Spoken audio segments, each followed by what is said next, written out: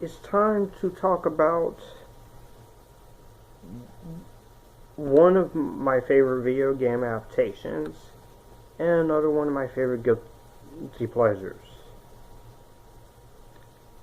Let's get into it, shall we?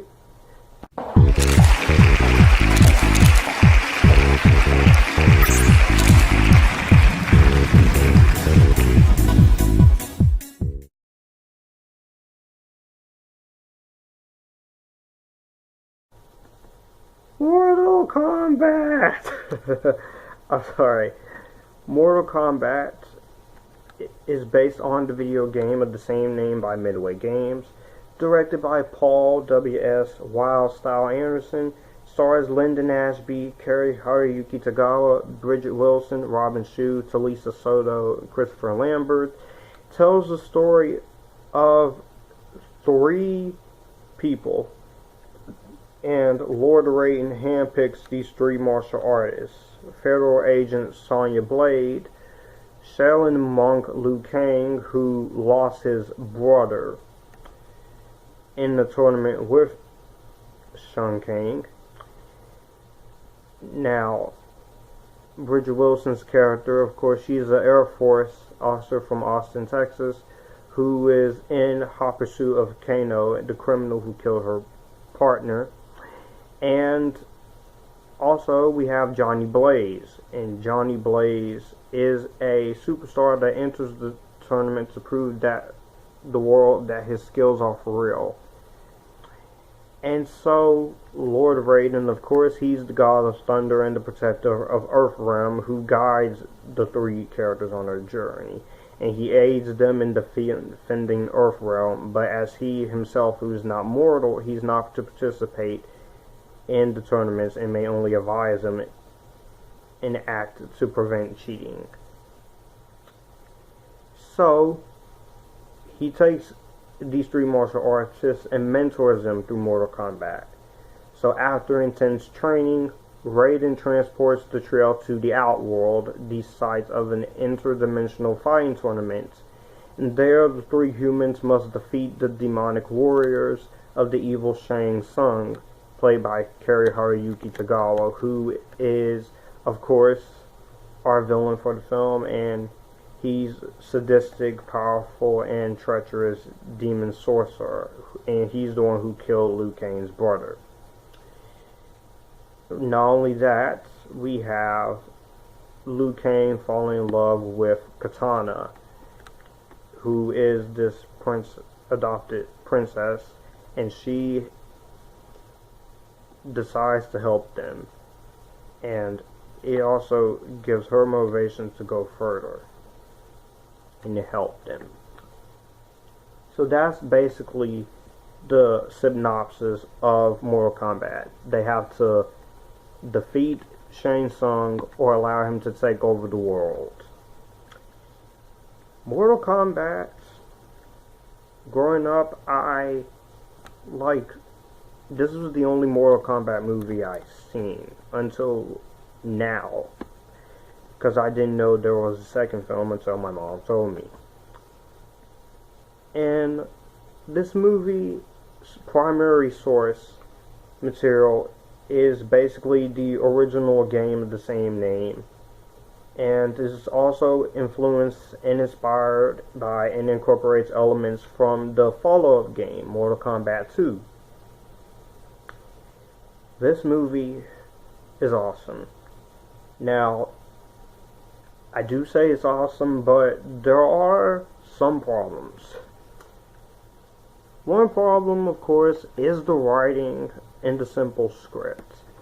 Now, people complain that the script is not very well written. And while it is simple, and while it does have some cliches in some of the writing isn't that bad, but some of it could have been a little better. If you catch my drift.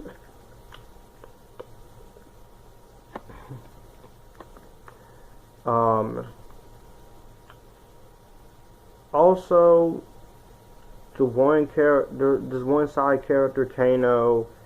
I didn't really care for him, but I do understand what they were trying to do with him.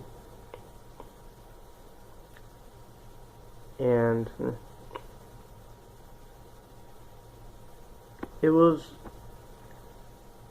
also, there is some pretty over-the-top moments here, and some of the over-the-top moments are there and they do show. But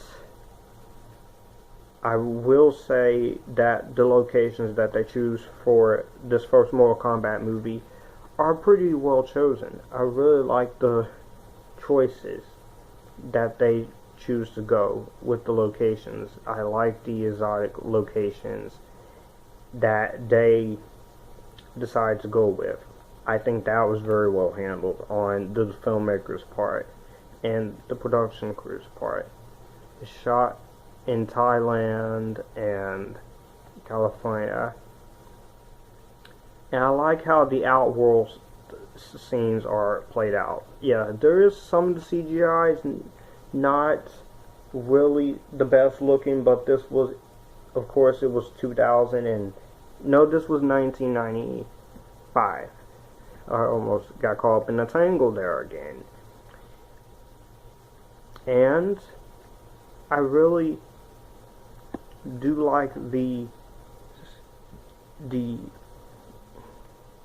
martial arts sequences. The martial arts sequences are very well done. All the martial arts scenes are well done, and you can tell that the actors are doing most of their own stunts in the karate. And Shou is also one of the fight choreographers for this film and the second film. $18 million budget. Again, some of the CGI work isn't the greatest, but it was not, I'll give them credit to where credit is due, because it is 1995. But you do have a little bit of puppetry work with Goro, who is this great weird looking thing. And another problem that some people will say is that it's not 100% Mortal Kombat. Because this is PG-13. Well, you do have all the games and stuff, but it's a film adaptation. They did the best they can. And so when you're making a video game adaptation or a comic book adaptation or novel adaptation or Broadway play, you are going to have to make changes for the movie to work. But they are rebooting the Mortal Kombat film series, and they're still working on it. I don't know when it's coming out. I don't know who's all going to be in it, but I only hope that you do be more faithful to the game. Get some do the fatalities, the blood and stuff, and make it a hard R rating. Take your time though. Don't rush it. The production values are really good. Cinematography is really good. I like the editing. It's an hour and 41 minutes. You get some build up. You get some explanatory scenes, but it's necessary.